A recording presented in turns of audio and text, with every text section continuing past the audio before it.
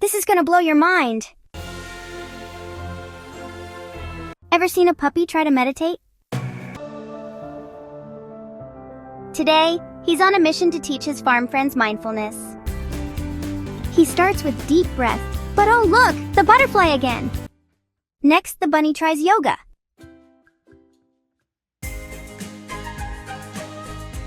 Stretch, S-T-R-E-T-C-H, and tumble. Who knew yoga mats could be so slippery? Then comes the squirrel, trying to meditate. Breathe in, breathe out, twitch, twitch. Oh dear, staying still isn't easy. Through giggles and wiggles, Sniffles and his friends show us that it's okay to get distracted. Mindfulness can be fun, especially with friends. So, remember to enjoy the journey, even if it's a bit wobbly.